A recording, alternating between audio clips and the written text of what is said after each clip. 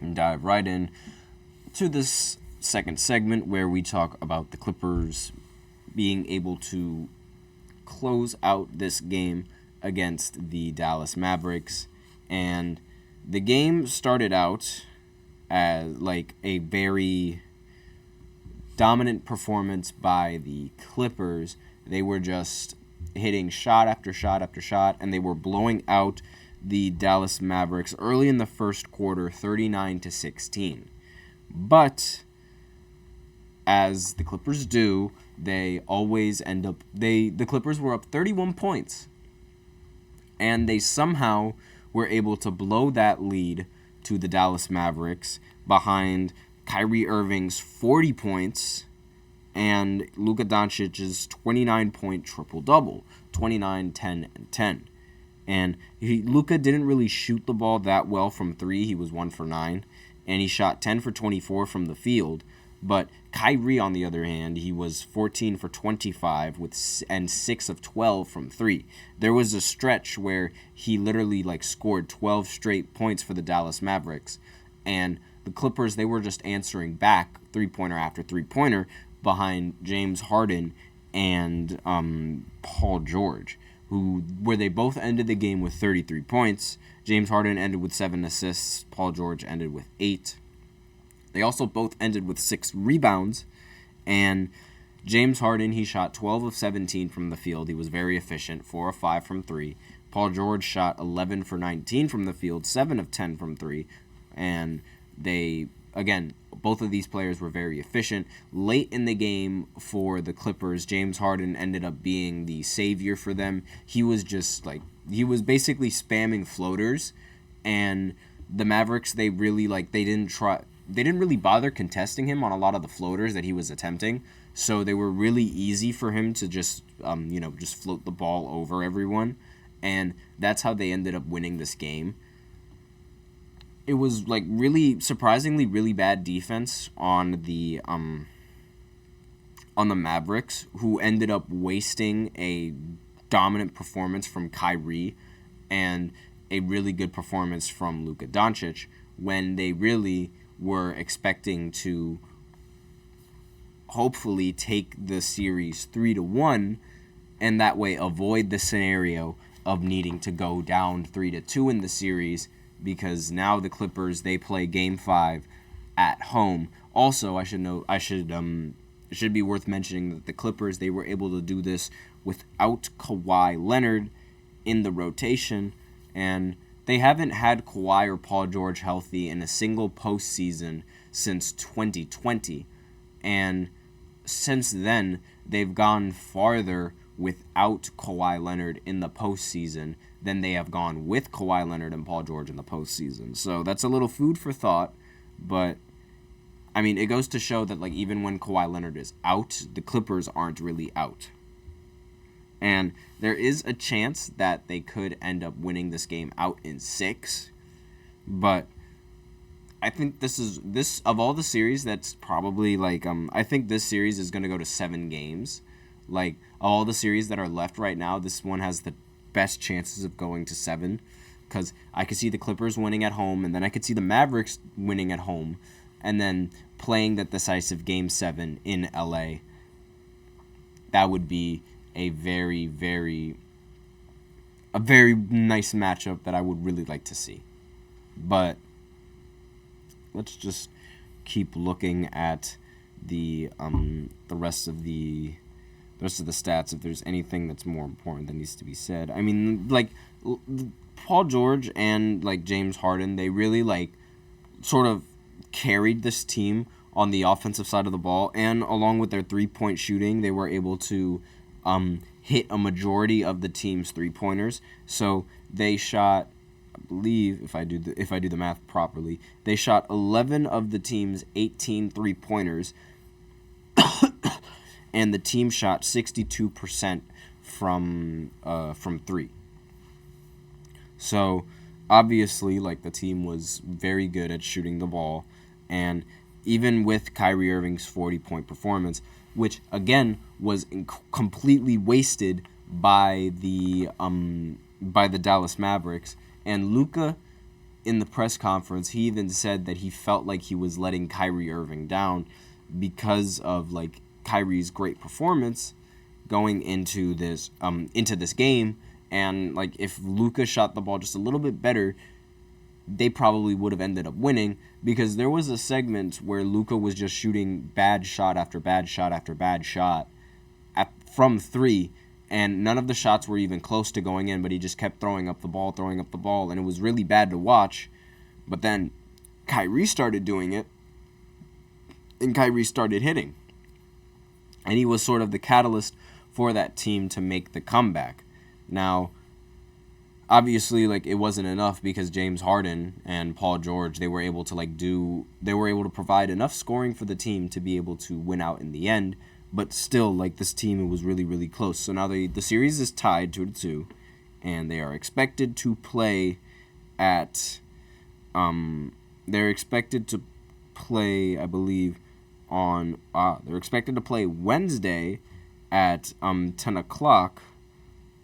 And yep, they take a few days off before they move before they go back to Los Angeles and they play that next series. I don't know why it takes them that long. Like, I figured they would end up playing like at least on not today, but maybe like tomorrow. But especially like since the Magic, like, they play tomorrow as well, so it only makes sense that you have both of those Game 5s to play on that day. But I guess, I mean, do the Clippers? No, yeah, I guess that makes sense. They still have the Heat series and the Celtics series. They're still, even though the Timberwolves will have a very long time to rest before their next series, which honestly I think that puts them in the best advantage for these playoffs, because I mean, let's see, they're the 3rd seed, so depending on what team makes it out of the postseason, then that would be the team that plays either the Nuggets or the Timberwolves. So depending on what team makes it out is going to be dependent on whether or not the Timberwolves play the Nuggets or if they play a different team. Yeah, the seedings, they're still obviously like unknown, because only one playoff series has been decided, but at least they don't have to worry about playing another game or like a few games afterwards and exhausting the rest of their players. So we can move on to the next game, the next game that I'm going to recap, which is the Magic tying up the series against Cleveland when they were at home. So far, Cleveland has yet to score 100 points in this entire series. But the Orlando Magic, they were able to do it in this game, and they won 112-89. So, excuse me, it really seems like all you got to do is score 100 points and you end up beating Cleveland, because, like, again, Cleveland has yet to score 100 points in this entire playoff series. And Is it a problem with like the rest of the scorers? I mean, they're really scoring, but like they're scoring, it's just not enough, I guess you could say. Because it's like this team is like, it's usually accustomed to playing like it's typical like team basketball, but the production that these players are giving, they usually they would have to hit a few more shots than they're hitting now in order to win in these games, because Donovan Mitchell going 5 of 14 from the field is not going to help your team win in the playoffs at all. And Jarrett Allen, he was the leading scorer for this team. He ended up scoring 21 points, 8 for 11 from the field. And Darius Garland was 5 for 11 as well. He shot he had 14 points. So, rather impressive coming in from Garland, but there needed to be a lot more production coming in from Donovan Mitchell if they wanted to even do something. And even then, with how badly the Cavs were shooting from 3, they shot 23% from 3, 4 for 17, and they also shot 47% from the field, while the Orlando Magic, they were able to shoot 12 for 26 from 3, and 55% from the field, 43 for 77. So they played much better in this game. They did not have Paolo Banchero's scoring like how they did in the last game, where he shot 4 for 14 in this game and ended with 9 points. But Jalen Suggs, he ended the game with 12 points, 4 of 7 from the field. And Franz Wagner ended the game with 34 points and 13 of 17 from the field.